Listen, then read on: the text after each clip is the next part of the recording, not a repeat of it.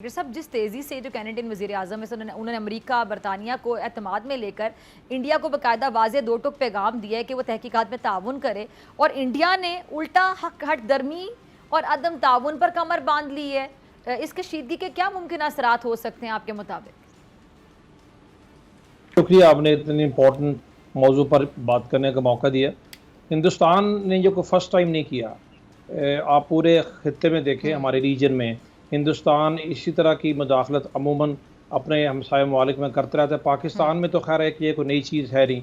पाकिस्तान में तो दहशत गर्दी की बड़ी बड़ी कार्रवाइयाँ हों या फ़िरका वारियत की लहर हो या जो बलूचिस्तान में कुछ नाम नहाद अलहदगी पसंदी की कोई तहरीक है उसको हवा देने की बात हो, वो तो खैर शुरू दिन से पाकिस्तान में तो हिंदुस्तान पूरी तरीके से इन्वॉल्व है।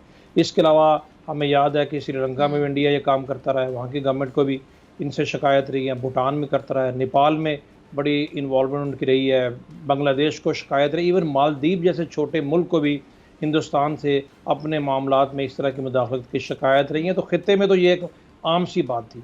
बाकी जहाँ तक इस चीज़ का तल्लुक़ है कि हिंदुस्तान का मकरू चेहरा को ढका छुपा था, ढका छुपा बिल्कुल नहीं था। दुनिया में मसलतें होती हैं, बड़े बड़े ममालिक मुख्तलिफ रीजन्स की वजह से डिप्लोमेटिकली ओपनली इस तरह की बातें नहीं करते, पता सबको है। अब अनफॉर्चुनेटली इंडिया के लिए कि उन्होंने जो इस्तवा हरकत किया वो जाके किया कनाडा में। कनाडा एक बड़ा इंपॉर्टेंट मुल्क है दुनिया का, ज़ाहिर है G20 का रुकन है, G7 में भी है, इक़्तिसादी ताकत है, दुनिया उसको इग्नोर नहीं कर सकती। और फिर जो सिख कम्युनिटी है, जैसे आपने खुद फरमाया कि इन कनाडा में 1.5 मिलियन के करीब सिख रहते हैं, और ये सिख आज से वहाँ पर आबाद नहीं है। इंडियन पंजाब के पास सबसे बड़ी वहाँ पर कॉन्सनट्रेशन सिखों की है। वहाँ की ज़िंदगी के हर शोबे में सिख बड़े इंपॉर्टेंट रोल अदा कर रहे हैं। स्पोर्ट्स हो, उनकी फॉरेन सर्विस हो, उनकी पॉलिटिक्स हो, उनकी समाजी ज़िंदगी हो, उनकी इक़्तिसादी ज़िंदगी हो, सोशल लाइफ हो, हर जगह सिख बहुत एक्टिव है। उनके पार्लियामेंट के मेंबर हैं, जस्टिन ट्रूडो की पार्टी के मेंबर हैं, उनकी कैबिनेट के अरकान हैं। तो इतनी इंपॉर्टेंट कम्युनिटी को तो वैसे भी वो इग्नोर नहीं कर सकते। अभी हरजीत सिंह नगार जो हैं बड़े इंपॉर्टेंट सिख लीडर थे, उनके शायरी थे, खालिस्तान मूवमेंट के, इंडिपेंडेंट खालिस्तान स्टेट के वो हामी रहे हैं, आज से नहीं है, बहुत अरसे से दरगह अमल रहे हैं। अभी वो खालिस्तान के इंडिपेंडेंट स्टेट के लिए वहाँ पर रेफरेंडम कराने की तैयारी कर रहे थे, उनको गुरुद्वारे के बाहर मारना, और ये आज की कोई बात नहीं है। पिछले 3 महीने में कैनेडियन गवर्नमेंट ने पूरी तहकीकात यकीनन की हैं, बिकॉज उनका प्राइम मिनिस्टर जब पार्लियामेंट में जाके इतने स्ट्रॉन्ग स्टेटमेंट दे रहा है एक मुल्क के अगेंस्ट, तो पूरे वसूख से कह रहे हैं कि Indian official, Indian secret agency के लोग भी इसमें इन्वॉल्व रहे हैं, और फिर उनका एक सफारतकार इसमें इन्वॉल्व रहा है। यकीनन इस तरह के लोग यही काम भी करते हैं। उस सफारतकार को वहाँ से निकाल दिया है, और उसने स्ट्रॉन्गर टर्म्स में इंडिया से डिमांड की है कि वो इसके ऊपर न सिर्फ माजरत करे बल्कि कनाडा के साथ पूरे की पूरा ताउन करे तहकीकात में, ताकि असल हक़ाइक़ का पता लग सके। अमेरिकन ने इसकी मजम्मत की है, ऑस्ट्रेलियंस की तरफ से आ रही है, और जो जो वक्त गुजरेगा अभी वेस्टर्न वर्ल्ड की तरफ से मजम्मत यकीनन होगी। और इंडिया के लिए बुरी खबर यह भी है कि आजकल चूँकि यूनाइटेड नेशंस की जनरल असम्बली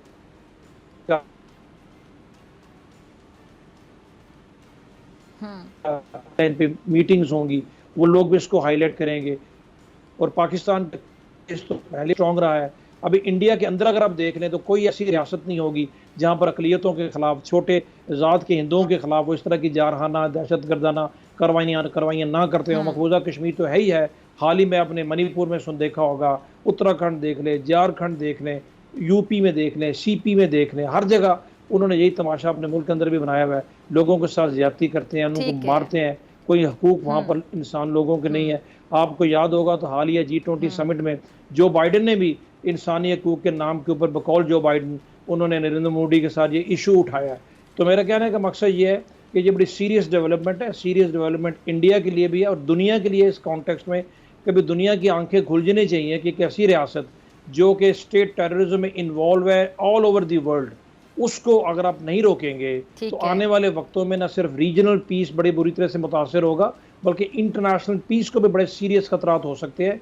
ये इंडिया में जो रजीम है, नरेंद्र मोदी भी 3rd टर्म के लिए इलेक्शन लड़ने अगले साल जा रहा है, और ये उसका एजेंडा दिन ब दिन बुरा इंतहा पसंदाना होता जा रहा है। अज़ाइम बड़े क्लियर है दुनिया को। तो अगर ये चीज़ें हाईलाइट नहीं होती और ये चीज़ें इस तरीके से दुनिया को आश्कार नहीं होती, अभी भी नहीं होती, तो फिर तो बड़ा डिफ़िकल्ट हो जाएगा। तो ये एक बड़ा सीरियस इशू है, इसको हाईलाइट करना चाहिए, और पाकिस्तान को स्पेशली मैं समझता हूँ एक बड़ी ऑफेंसिव डिप्लोमेसी के जरिए दुनिया को बताना चाहिए। अगर आपको ये वीडियो पसंद आई तो सब्सक्राइब करें और बेल आइकन पर क्लिक करें। सब्सक्राइब करें और बेल दबाएं ताकि कोई खबर रह न जाए।